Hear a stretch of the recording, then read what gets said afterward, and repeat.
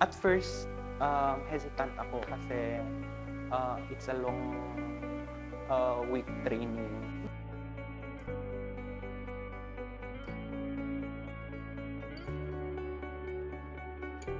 Na-excite po ako kasi may pandagdag sa kaalaman. Parang na-train ako na madadagdagan yung confidence kasi madagdagan yung knowledge, mas madadagdagan yung confidence mo pag pupunta ka sa field. Kasi sa totoo lang, wala pa akong masyadong experiences sa mga trainings na parang ganito. Pero nung nandito na ako, parang, okay na din naman pala para sa mga matagal ng employed tulad ko.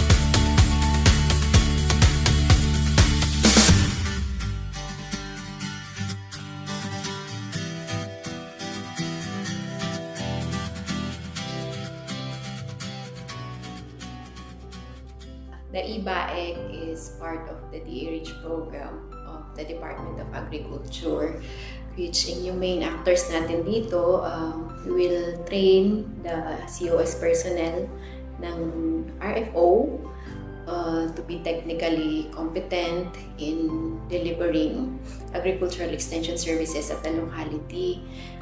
Firstly, we started with this expanded basic agricultural extension course to capacitate them on the foundational skills and knowledge and to develop their skills on analytical skills, problem solving, communication, as well as coordination skills, which they would be needing in gathering data and as well as delivering the extension services at the locality level. Sa silangan sumisikat ang araw, bayan natin kay gandang pagmasdan. Bundok, dagat, pampang ay tanawin, ipagmamalaki sa buong daigdig. Kultura at sining kulay ng buhay, tradisyon natin di magmamaliw. Awit at sayaw, kwento ng lahi, puso ng mundo'y nahahalina.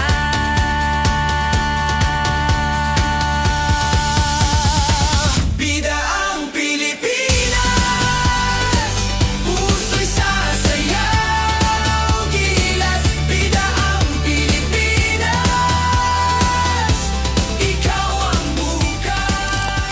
Nung first, doon ko mas na-enjoy kasi parang getting to know yourself. Para maintindihan mo lalo yung sarili mo. Kasi dapat na alamin mo ang sarili mong tunay, kung ano ba talaga, of course, yung strength mo, weaknesses mo, and then kapag na-specify na lahat yun, is doon mo ma-priority in relation doon sa work mo as a public servant. Ma-build yung parang yung public speaking ko kasi yung parang isang medyo weakness. Basically, sinasabi namin na natutunan na namin yan before. Kaso nga lang, as days goes on, tapos marami kaming natatakal na topics and na activities, parang doon pumapasok na marami palang bago.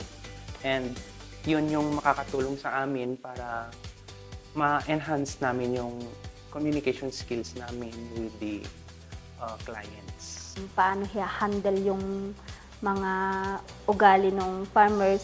Hindi ka dapat madaling masaktan or open ka sa mga situations na pwede mong ma-encounter sa field. Ngiti ng tao, tunay na yaman, bukas palad, init ng kaibigan.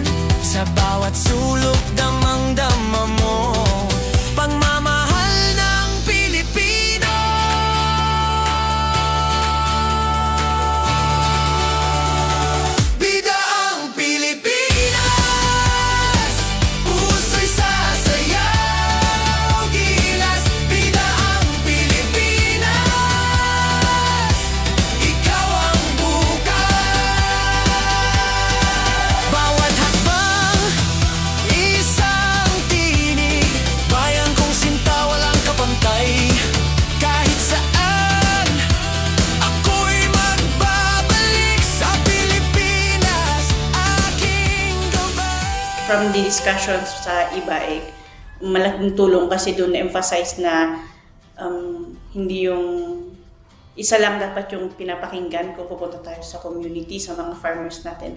Dapat i-apply natin yung natutunan na dapat magkaroon tayo ng participatory approach. Na mas madaling naming ma-assess yung mga needs ng community, ng FCAs. Ganun.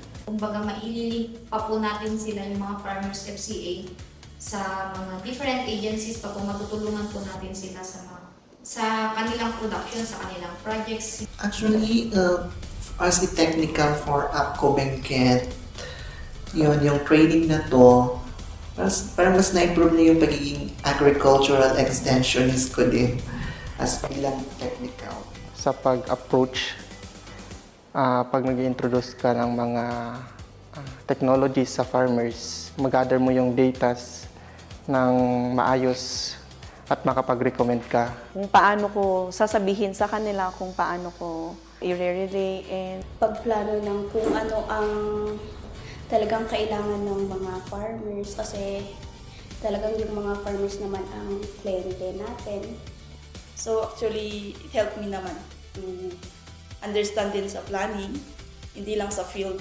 Kaya ngayon parang mas na iintindihan ko na yung process ng sa planning until to extension na pag-serve mo na sa mga farmers. Sa planning, pagpaplano sa mga trainings or yung mga interventions, sana hindi lang hanggang sa plano lahat ng ginagawa dapat na i-implement para mas makita natin yung mga result ng ating ginagawa.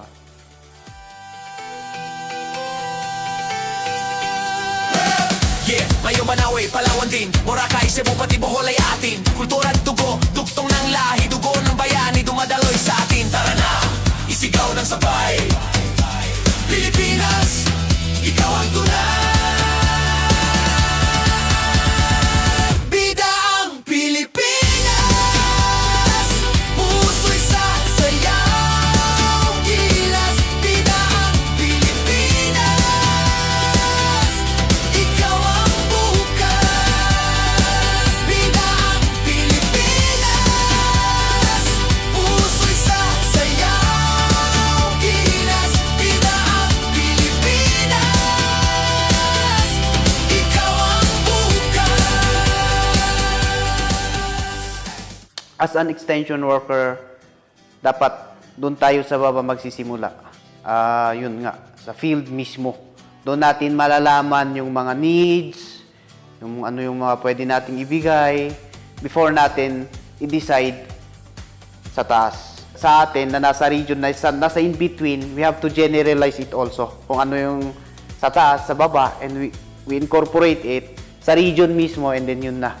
Doon natin nakukuha na pangmasa. you have to live with them. So, dapat kung ano yung pamumuhay, kung ano yung paano sila mamuhay doon, dapat ganun ka din. Dapat wag mong ipa-feel sa kanila na mas mataas ka kaysa sa kanila para mas ma-feel mo ba? Tapos mas lumapit yung tao sa'yo. Doon mo may improve yung sarili mo sa pagiging extensionist kasi may mga bagay talaga na doon mo lang sa field malalaman kung ano yung mga gagawin. Doon mo din malalaman yung mga problema. Pag nagta-technical briefing kasi ako, direct lang sa project. Kung ano yung guidelines, yun lang i-discuss mo kung paano siya i-implement. And bigay ka ng interventions. Di naman pala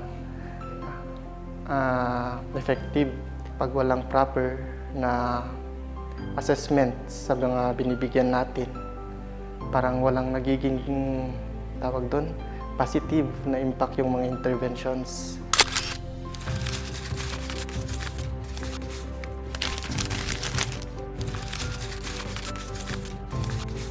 We have high hopes, not just me, but I think the whole ATI and the whole DA, that the learning, the knowledge, the skills that they have acquired dito ay magagamit talaga nila in their locality or their area of deployment kung saan sila madideploy. Malaki yung role na gagampanan ng mga ex-US personnel na ito pag madideploy sila din sa area of assignment nila because they will be the front lines in receiving itong mga concerns nila, and afterwards they will also become the bridge in addressing itong concerns na ito ng ating mga farmers at the local level. Okay. One word description dito sa e-bike training is awesome.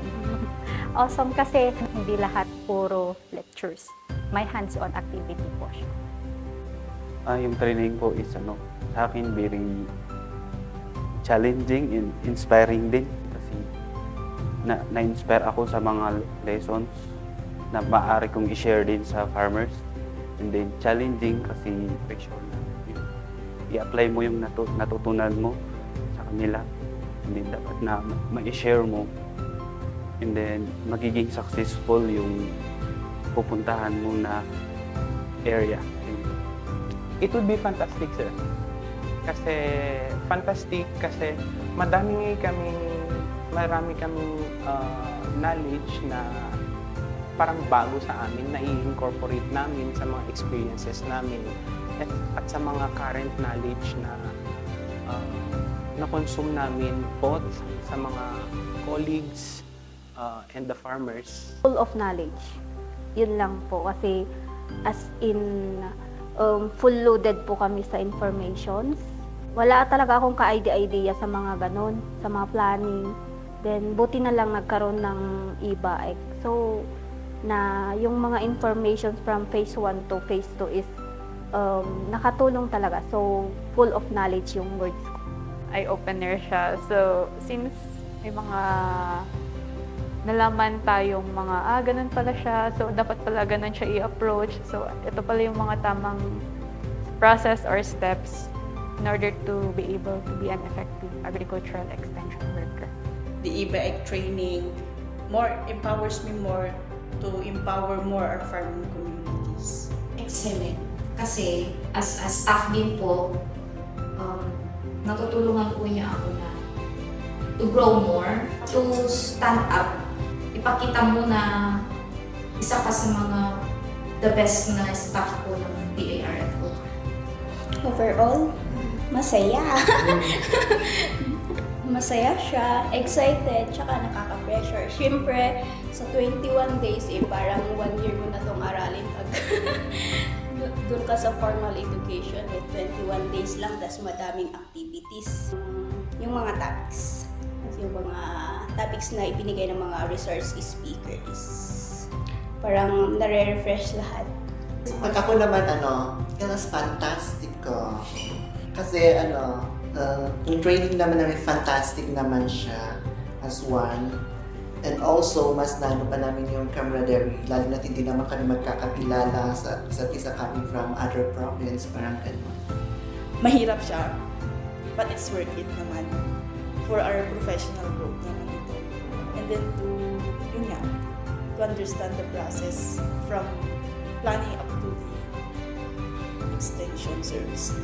Worth it naman yung hirap, yung pagod, yung puyat. Siguro yung useful kasi sa training enhance kami kung paano community organize, may mga tinuro sa amin kung how to engage with the people. Yun. Yung mga natutunan namin yun, useful siya sa aming trabaho, sa everyday kahit na hindi lang sa trabaho. Para sa personal namin, magagamit namin yun. Of course, hindi lang sa sarili ko, may development sa mga pagkakandak ng mga activities. Itong mga natutunan ko dito, siguro malaki yung impact na magagawa nito sa pag-develop din sa farming practices ng mga clients natin. Nice kasi nasubukan ko makipaghalubilo sa mga farmers at malaman yung mga problema nila. Tumbling. Kasi talagang pinatumbling ako ng super. So parang nandito ako tapos biglang napaganon ako ng ano. So, syempre, nasanay tayo na sa office, kung ano lang yung routine natin sa field, office, ganun. Na parang wala bang ibang pumapasok. So, parang ganun. Bigla akong napatumbling. Impactful siguro. Personal na nakatulong sa akin ito ng malaki. Tsaka siguradong makakatulong din sa mga farmers natin.